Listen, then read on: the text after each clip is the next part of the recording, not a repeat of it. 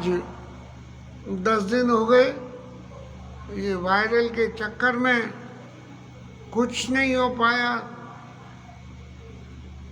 इतना गला खराब होके बंद हो गया कि पानी भी न पिया जाए, सांस भी न उतरे। और बहुत ही जीवन में इतनी तकलीफ कभी नहीं पाई। यहाँ तक के माला करने को भगवान का नाम भी मुंह में से जबान यदि हिले तो गले में ऐसा लगेगा जैसे किसी ने सुइयां चबा दी गले में। इतनी बुरी स्थिति हुई, और क्यों हुई ये पता नहीं लगी। बुखार तो वायरल ही था, लेकिन एंटीबायोटिक से ऐसा लगा कि उसने कुछ न कुछ उधम कर दिया। अब जो भी कुछ हुआ, ठाकुर जी की इच्छा थी, इतने दिन ये कथा बंद रहनी थी, इसीलिए जो है ये सगरा शरीर को तकलीफ झेलनी पड़ी। कथा का पिछला विश्राम जहाँ कहीं भी हुआ हो, लेकिन अत्यंत आनंद का विषय कि जब शंकर जी महाराज विवाह करने जा रहे हैं और हिमाचल के घर में जाके ऐसे ही शंकर जी महाराज के दर्शन करने से जो लोगों को मानसिक तकलीफ हुई, और मैना मैया ने बहुत कुछ नारद बाबा के लिए कह दिया। हर विवाह संबंध में कहीं न कहीं जाके कोई एक ऐसी कहना चाहिए कोई कील अटक जाती है कि जहाँ समझदार लोग बाग तो समझदारी से पार पा लेते हैं, लेकिन ना समझ नहीं पार पाते हैं। तब जो मध्यस्थ होते हैं उनका काम है कि उस समझदारी से, अपनी समझदारी से सब लोगों के विषाद को मिटा दें। और फिर नारद बाबा ने सबका सुने नारद के वचन तब सब कर मिटा विषाद, घर घर व्याप्यो सकल पुर, जन्मों व्याप्यो सकल पुर, घर घर यह संवाद। अब जब आनंद की शुरुआत हो गई तो पुरानी बात है तो सब भूल गए। आदमी बीमार हो जाए, बीमारी की तकलीफ को सब जब सही हो जाए तो सब भूल जाता है। तब जो है अब जब सबरे किंतु परंतु की व्यथा सारी मिट गई, क्योंकि शंकर जी महाराज के जीवन में सबसे बड़ी बात एक है कि शंकर जी जो सामने से दिखते हैं वो शंकर जी महाराज वो नहीं है, और शंकर जी महाराज वो हैं जो किसी को दिखते नहीं है। क्यों? कि जो सदा सर्वकाल सबका हित करने वाला है, उसके गुणों को पार पाना हर किसी के बूते की नहीं है। अब महाराज लगन का समय आया तो प्रोग्राम की आइटिनरी देवताओं ने आके बताई कि महाराज अब जो है विवाह की लगन आ गई है तो सब देवताओं का पूजन होगा।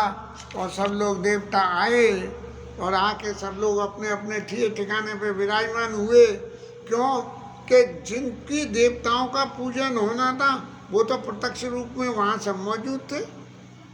जैसे हम लोगों के यहाँ लौकिक रीति में वो बारात आवे और विवाह संस्कार हो तो विवाह संस्कार में मिलनी होती है, तो जो लोग सामने मौजूद हैं उन्हें तो प्रत्यक्ष बुला के मिलनी करी जाती है, और जो नहीं है उनकी प्रॉक्सी में किसी दूसरे को मिलनी कर दी जाती है। लेकिन यहाँ विवाह में तो जो 33 करोड़ देवता जिन सबका आह्वान करना था वो सब विराजमान थे महादेव जी के विवाह में। तो सबको बुलाया गया, बोले महाराज अपने अपने आसनों पे सब बैठ जाइए, अब आप सबके लिए पूजा होगी और आपका जो है पूजा का भाग आप सब लोगों को मिलेगा। क्योंकि देवताओं का जीवन जो है पूजा के भाग से ही चलता है। अब जब पूजा की सबसे पहले शुरुआत हुई तो शुरुआत होने में क्या होता है कि भैया गणेश जी का पूजन होता है। अब गणेश जी का पूजन हो तो अब जो शंकर जी पार्वती जी का तो विवाह हो रहा है, तो गणपति बप्पा कहाँ से आ गए। तब जो है लेकिन मुनियों ने गणेश जी को पूजन करवाया तो तुरंत ही लोगों को चित्त में शोभा पैदा हो गया कि महाराज ये गणेश कहाँ से आ गए। तब जो है गोस्वामी जी को लिखना पड़ा कि मुनि अनुशासन गणपति पूजे शंभु भगवान और को अस संशय करे जनी सुर अनादि जी ज्ञान। देवता अनादि हैं।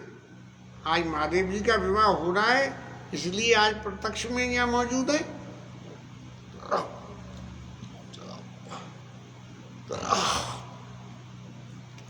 लेकिन हर काल में तीनों लोक, चारों लोक और तीनों काल भूत भविष्य वर्तमान में ये देवता हमेशा विराजमान रहते हैं अपने आसन ले लेके। और जब जब पूजा पाठ होती है तब तक आते हैं और अपना अपना हिस्से को स्वीकार करते हैं। तो गोस्वामी जी ने लिखा कि सुर अनादि है, इसलिए कोई ये संशय न करे कि महाराज ब्याह तो अब हो रहा है तो गणपति बप्पा कहाँ से पहले से आ गए। तो ऐसा नहीं है। फिर जैसा जैसा जो है विवाह की विधि वेदों में बताई गई उसी विधि के हिसाब से शंकर जी महाराज की जो है विवाह कराया गया। और विवाह कराने के बाद जब विदा करने का नंबर आया तब जो है ये आज की बात नहीं है, अनादि काल से आ रही है कि कन्या के पिता अपनी श्रद्धा के अनुसार हमेशा जो है वर के पिता को जो कुछ भी है वो देते हैं। ऐसे ही हिमाचल महाराज ने कहा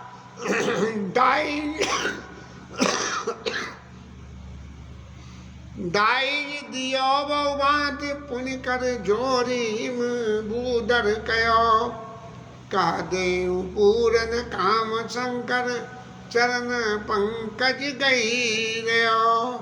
महाराज मैं आपको क्या दान में दूं, आप तो सगर पूरन काम हो, आपकी तो कोई कामना ही बाकी नहीं है, तो मैं आपको क्या दूं। तब जो शंकर जी महाराज ने शिव कृपा सागर ससुर कर संतोष सब भांति कियो।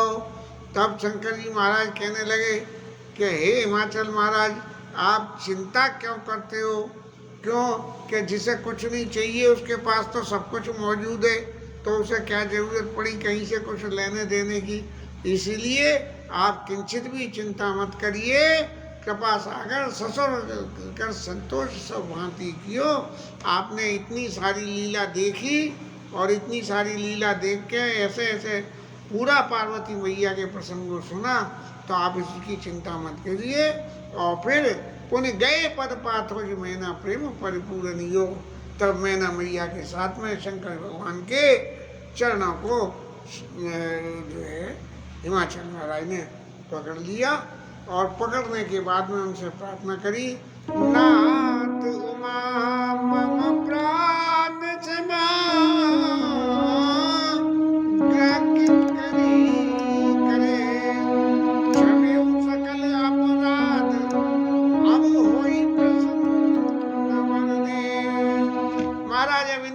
प्रसन्न होकर वरदान देना, पिछली बातों को सब आप भूल जाना। पिछला जो भी चरित्र हुआ आपके हमारे यहाँ पधारने से जो कुछ भी असंतोष पैदा हुआ, लोगों की भावनाएं आहत हुई, उन सबको जो है बिसरा के और आप हमारे ऊपर कृपा करके और इसको हमारी पुत्री को, क्योंकि ये हमें प्राणों के समान प्यारी है, इसीलिए अब इसको भी प्रसन्न होकर इसे वर दो। और फिर शंकर जी महाराज ने अपनी सासू माँ को समझाया कि आप क्या समझती है कि आपकी पुत्री है।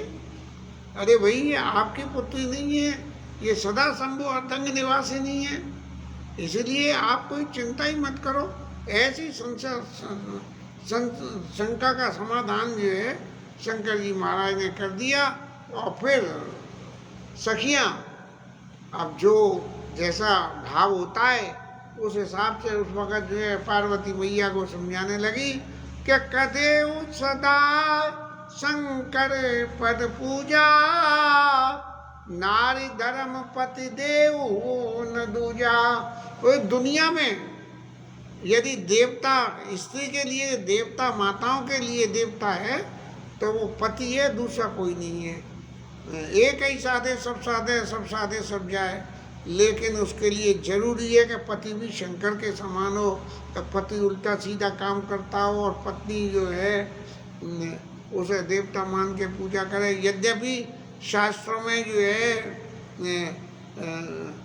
हिरण्याक्ष का जो है प्रसंग आता है, और ये हिरण्यकश्यप के प्रसंग आते हैं कि इनकी पत्नी परम साध्वी थी, पति परमेश्वर मानती थी, लेकिन इन्हीं की वजह से उनका उद्धार हो गया। इसलिए जो है सब सखियाँ और ये समझा के भाई शंकर जी के चरणों की पूजा करना, उनको पति देवता समझना, और इस तरह से करके अपने जो है सब लोगों से मिलने के बाद में पार्वती मैया अपनी माँ के गले में जाकर लिपट गई, और माँ जो है बड़े कातर हृदय से उन सबको लेके और शंकर जी के पास पहुँचा के, शंकर जी को जिसको कहते हैं कि चार्ज सौंपना, ऐसे चार्ज सौंप के और उनको जो है वहाँ से विदा किया। शंकर जी महाराज तो अब डरदानी है, जो कुछ हिमाचल के यहाँ से मिला वो सबरा का सबरा, जाचक सकल संतोष शंकर उमा से तो उनसे जो मांगने आया, जिसने जो मांगा और शंकर बाबा ने सब उसको दे दिया, और फिर खूब हंसी खुशी अपने घर चले। क्योंकि जिसके घर नहीं, घूरा नहीं, कुछ नहीं, उसे क्या ज़रूरत। लेकिन जो आदमी पूर्ण काम है, उसके पूर्ण काम होने की तो बहुत बड़ी क्राइटेरिया ही है कि कामना चित्त में कोई पैदा ही नहीं हो। जब न वो बांस तो न बजेगी बांसुरी, न कामना पैदा होगी, न किसी चीज़ की जरूरत पड़ेगी। लेकिन चले संग हिमवंत तब पहुँचा वन अति हेतु, और हिमाचल महाराज पहुँचाने चले हैं, और शंकर जी महाराज ने बड़ी विनय करके और उनको विदा कर दिया। शंकर जी महाराज आके हिमाचल के ऊपर में वो कैलाश पे आके अपने घर पे आके और विराजमान हुए, और देवता सब लोग तो बड़े खुशी हो गए कि तारकासुर की तो जय जय गोपीनाथ की होनी है। तो इसीलिए इन्होंने कही चलो अब तो सब बेफिक्री हो गई, ब्याह कराना हमारा काम था, अब मारना तो जो है शंकर जी महाराज का काम है कि वो जो है कार्तिकेय स्वामी को पैदा करें और वो जो है तारकासुर का वध करें। इस तरह से जो है गोस्वामी महाराज को ये देख के लिखना पड़ा कि शंकर जी महाराज की कथा इतनी लंबी हो गई कि इसमें 100 दोहे करीबन जो है इस कथा में ही चले गए। तो बोले रामचरित कब कहोगे, और रामचरित का प्राकट्य कब होगा? जब शंकर जी जैसे गुरु और पार्वती जी जैसी श्रद्धा, ये दोनों जो है साथ मिल के बैठेंगे, तब राम कथा शुरू होगी। इसलिए गोस्वामी जी कहते हैं चरित सिंधु गिरिजा रमन, और वेद न पावई पार, बरने तुलसीदास किमि अतिमति मंद गंवार। बाबा तुलसीदास कह रहे हैं कि भैया मैं तो गंवार हूँ, अब ये तो अपार इनके चरित्र हैं और इनको कौन पार कर सकता है। अब जो है यहाँ शंकर जी महाराज की कथा एक बार विश्राम ले ली, और फिर वापस में जहाँ से कथा शुरू हुई थी, जाग बलि क मुनि परम विवेकी, भरद्वाज के पद टेकी। भरद्वाज महाराज ने याज्ञवल्क्य ऋषि के कुंभ में प्रयागराज में, और ये उनके चरणों में कही कि महाराज जी है मुझे राम कथा सुनाइए। तब जो है जब शंकर जी महाराज की कथा सुन ली, और सुनने के बाद में भरद्वाज ऋषि के आंखों में स्नेह के जल बहने लगे, तब याज्ञवल्क्य जी बोले कि आहो धन्य तब जन्म मुनीसा, तुम्हें प्राण प्रिय सम गौरीसा। अरे महाराज, आपके स्नेह को देख के लगता है कि आपको शंकर जी महाराज प्राणों के समान प्यारे हैं। तब जो है, और फिर अपना एक मत और दे दिया उन्होंने, कैसे पद कमल जिनहि रति नाई, और रामई ते सपून देहु न सुहाई, रामई ते सपून देहु न सुहाई। अब शंकर जी के चरणों में जिसको श्रेय नहीं है, वो राम जी को बिल्कुल अच्छा नहीं लगता है। लेकिन आपको तो प्राणों के समान प्यारे हैं शंकर जी, क्योंकि उनके चरित्र को सुन के जो आपके चित्त में खुशी पैदा हुई है, उस खुशी को देख के मुझे ऐसा लगता है कि आपको शंकर जी भी प्यारे हैं, और चूंकि शंकर जी प्यारे हैं इसलिए आपको राम जी भी प्यारे हैं। बिनु चल विश्व, बिनु चल विश्व, नाथ पद नेऊ, राम भगत कर लक्षण, राम कर लक्षण। शंकर जी के चरणों में बिना कोई स्वार्थ के, बिन छल विश्वनाथ पद नेऊ। एक तो ये कि हमारी कामना ये कि शंकर बाबा पूरी कर दोगे, तब हम स्नेह करें कि महाराज ये कर दो तो आपकी पूजा करूं, रुद्राभिषेक कराऊं, ये कराऊं, वो कराऊं। एक बड़ी विविध बात सुनने को मिली, शायद वेदांती महाराज जी कह रहे थे, राम कमल जी, कि रुद्राभिषेक कराने में मंत्र का जाप होता है, ओम त्र्यंबकं यजामहे सुगंधिं पुष्टिवर्धनम् उर्वारुकमिव बन्धनान् मृत्योर्मुक्तिर्मामृतात्। इस मंत्र का जाप किया जाता है। अब कोई व्यक्ति का जीवन समाप्ति की तरफ है और लौकिक जगत में जैसा चाहते हैं कि इनका जीवन समाप्त नहीं हो, तो बोले रुद्राभिषेक करा दो। लेकिन रुद्राभिषेक का अर्थ किंचित भी अमरता प्राप्त करना नहीं है। ये नहीं है कि उस बीमारी से कष्ट मिट जाए और वो अमर हो जाए, ये नहीं है। वो क्या है कि शंकर जी महाराज ये उर्वारिक मिव बंधना मुक्तिर्मामृतात्, मुक्ति दे के अमरता की तरफ ले जाए। अब भैया मुक्ति दे के तो अमरता की तरफ जब जाएगा जब ये शरीर शांत होगा।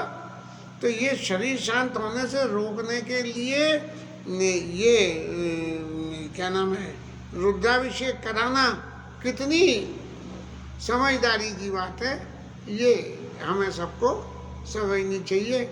वेदांती महाराज ने बताया था और मुझे बड़ा समझ में आया। आज प्रसंगवश यहाँ कहा है, शंकर जी के गुणों की चर्चा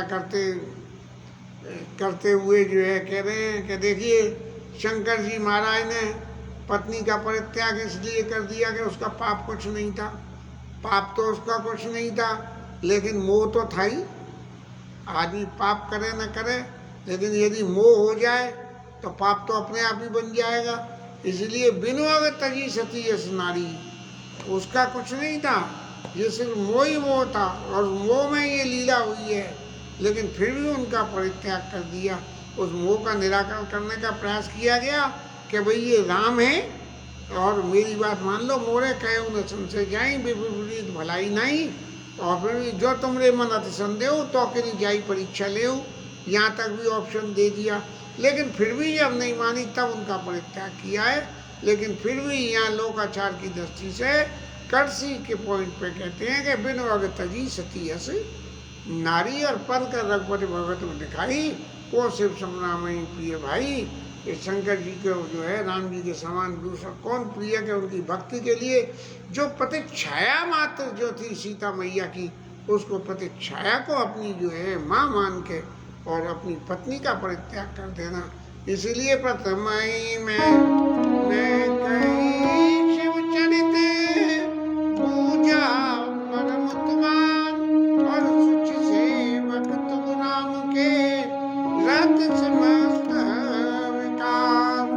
महाराज मैंने इसलिए जो है भरद्वाज ऋषि से याज्ञवल्क्य ऋषि कह रहे कि शंकर जी महाराज के चरित्र से यदि आपको प्रसन्नता होगी तो रामचरित सुनने में आपको आनंद आएगा, और यदि शंकर जी महाराज के चरित्र को सुन के प्रसन्नता न हो तो आपके आनंद की कमी हो जाएगी। इसलिए मैंने तुम्हारी सभी बातों को समझ लिया। अब मैं जो है भगवान राम के जीवन की राम लीला, जिसको के कहना चाहिए रामायण लिखने का, रामचरितमानस लिखने का मूल उद्देश्य है, उसमें महाराज गोस्वामी जी आते हैं। और आते सबसे पहले जब कोई भी कथा प्रसंग शुरू होता है कहीं कोई, तो सबसे बड़ी बात क्या होती है कि वक्ता आसन पे विराजमान होता है और श्रोता अपने अपने स्थानों पे विराजमान होते हैं, और उन सबके विराजमान होने के बाद क्या होता है, पूजा पत्री होती है, और पूजा पत्री होने के बाद में फिर व्यास आसन से जो है कि श्रोता और यजमान जिन्होंने ये ऑर्गेनाइज किया है उनके संकल्प की खूबी को बताते हुए कुछ न कुछ कहा जाता है, और फिर जो है श्रोता या यजमान अपनी भावना को प्रदर्शित करते हुए वक्ता के प्रति कुछ कहते हैं। ऐसा ही यहाँ हुआ, मैं जाना तुम्हार गुणशीला, काहू सुनो अब रघुपति लीला। अब महाराज जो है वो कह रहे, सुनो मुनि आज समागम मोरी।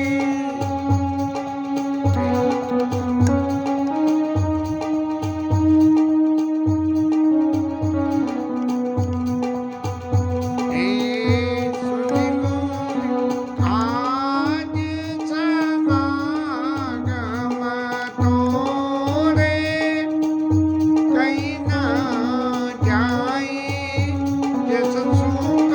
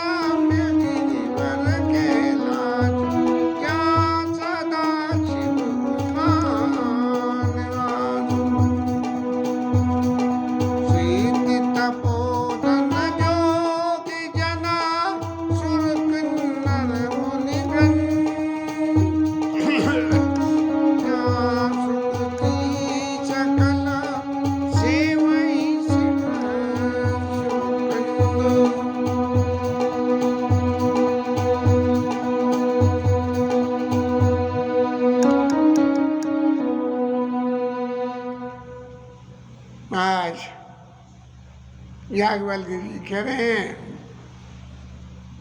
शंकर जी महाराज विराजमान हो गए आसन पे और एक दूसरे के प्रति अपने अपने उद्गार व्यक्त करने के बारे में ये कहने लगे कि राम अनंत अनंत गुण अमित कथा विस्तार और सुने आचार्य ने मानिए जिनके विमल विचार।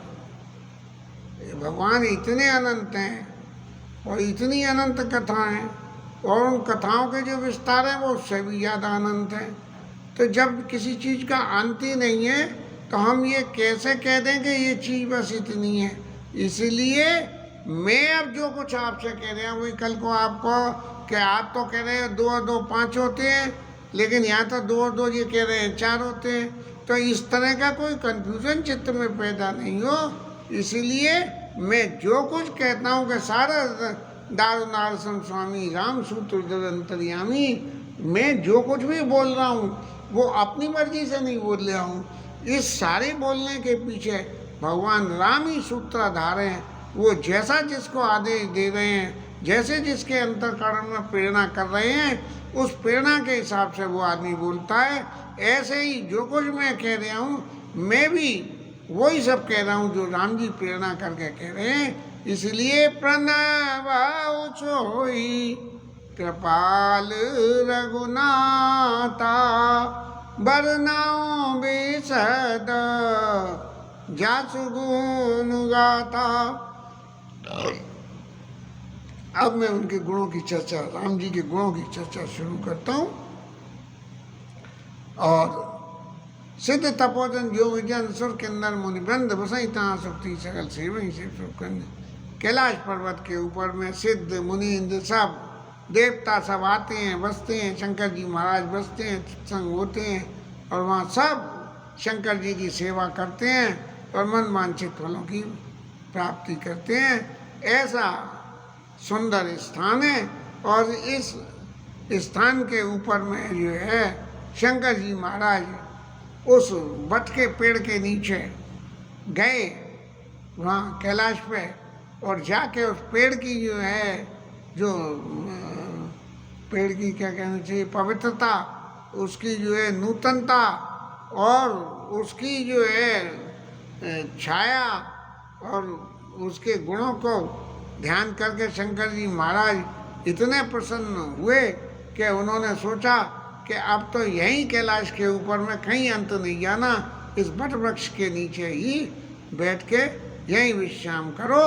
और तब जब उस वक़्त चूँकि विवाह के उपरांत उसमें अकेले ही गए थे तो इसलिए निज कर डाग नाग रिपुछाला मार पार्वती मैया संग नहीं थी, इसलिए अपने मृगचर्म को अपने हाथ से वहाँ बिछाया और बैठे सृजई सम्मुख कृपाला। और शंकर जी महाराज की क्या खूबी कि बिल्कुल कुंद इंदुदर गौर शरीर एकदम सुंदर सफ़ेद, ऐसे जो है गौर शरीर वही प्रलम्ब पर्दन मन चीरा। इस तरह से जो है अब इनके महाराज शंकर जी महाराज सब तरह से तो सफ़ेद हैं और उनके कंट्रास्ट कलर में जो है जटाएं लग रही हैं। तो जटा मुकुट सुर सरित सिर लोचन नलिन विशाल, कमल के समान नेत्र शंकर जी महाराज के और जटा का मुकुट बिल्कुल कोई गोरा चिट्टा आदमी हो और कमल के समान उसके जो है लाल लाल नेत्र हो तो क्या शोभा होती होगी। जो उन्हें नीलकंठ लावन निधि शो बाल विदु बाल, वो जो है उनका कंठ तो नीला है और बाकी जो है चेहरा और सब शरीर उनका सफ़ेद है। तो जो है नीला गला जो है वो अद्भुत शोभा को प्राप्त कर रहा है और उस सफ़ेद शरीर के ऊपर में ये मुकुट और मुकुट में बाल विदु बाल, सफ़ेद चंद्रमा ललोईपन लिए हुए जो बाल विदु, जो नया जब चंद्रमा पैदा होता है तो लाल होता है और उग के आता है, तो ऐसी ललोई सिर पे ललोई, फिर जो है उनकी जटाओं का भूरापन और फिर ये गौरवर्ण और फिर कंठ नीला और लाल लाल नेत्र, ये शोभाओं की पराकाष्ठा का वर्णन यहाँ किया गया। और इसके साथ में ये आज की कथा। ये शाम कल से जो है नियमित रूप से कथा हुआ करेगी।